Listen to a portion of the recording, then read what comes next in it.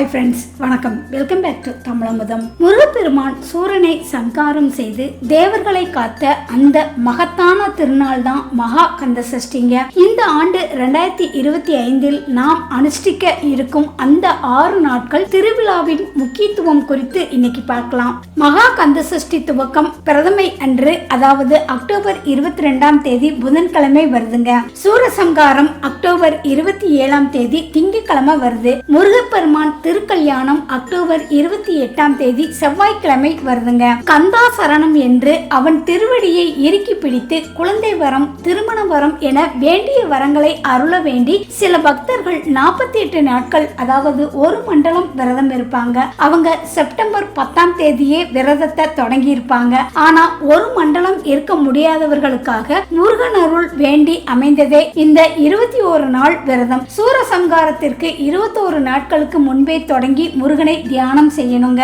October 7ஆம் தேதி செவ்வாய்க்கிழமை நாளில் விரதத்தை துவங்கி சூரசம்காரம் நடைபெறும் அக்டோபர் 27ஆம் தேதி வரை முருகப்பெருமானின் அருளை நாம முழுமையாக பெறலாம். விரதம் இருப்பது என்பது பசியை கட்டுப்படுத்துவது மட்டும் கிடையாது, நம் புலன்களை அடக்கி மனமுழுக்க முருகனை நிரப்புவதே முக்கியங்க. இந்த 21 நாட்களும் முழுமையாக அசைவ உணவுகளை தவிர்த்து உங்களோட மனத்தையும் உடலையும் தூய்மையாக வச்சுக்கணும். ஒரு சிலர் ஒருவேளை மட்டும் சாப்பிட்டு விரதம் இருப்பாங்க. இன்னும் சிலர் காலை உணவை தவிர்த்து விட்டு பகல் இரவு உணவை எடுத்துக்குவாங்க. உங்க உடல்நிலையை பொறுத்து உங்களுக்கு ஏற்ற விரத முறையை தேர்ந்தெடுங்க. பசியை காட்டிலும் பக்தி தான் முக்கியம். உணவு சாப்பிடாம இருக்கிறதுனால உடலின் வெப்பம் அதிகரிக்குங்க. அதனால விரதம் இருக்கிறவங்க நிறைய தண்ணீர் குடிக்கணும். தண்ணி குடிக்காம விரதம் இருப்பது உங்கள் உடலுக்கு தீங்கு விளைவிக்கும். அது சரியான விரத முறை ஆகாது. நீரை அதிகமாக குடிக்கணுங்க. மாதவிடாய் காலத்தில் இருக்கும் பெண்கள் பூஜை அறைக்குள் செல்லாமல் மனதார முருகனை நினைத்து விரதம் இருக்கலாம். இதுல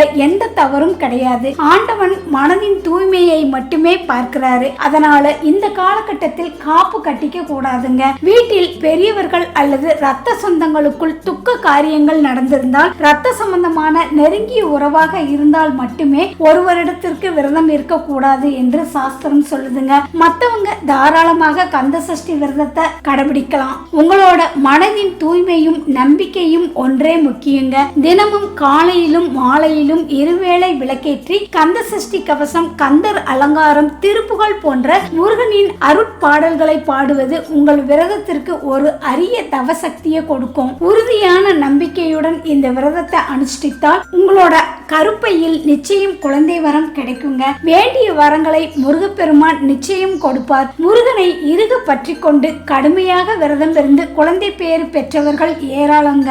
இந்த விரத நாட்களில் கந்தன் அருள் உங்களுக்கு கிடைக்கட்டும். வேலெடுத்து வினைகளை விரட்டட்டும். வெற்றிவேல் முருகனுக்கு அரோகரா. இந்த விரத நாட்களில் வேறு ஏதேனும் சந்தேகங்கள் உங்களுக்கு இருந்தா தாராளமா கேட்கலாங்க. முருகப்பெருமானின் துணை கொண்டு உங்கள் விரதத்தை சிறப்பாக கடைபிடிக்க வாழ்த்துக்கள். இதை பற்றிய உங்களோட கருத்துக்களை மறக்காம கமெண்ட் பாக்ஸ்ல கமெண்ட் பண்ணுங்க.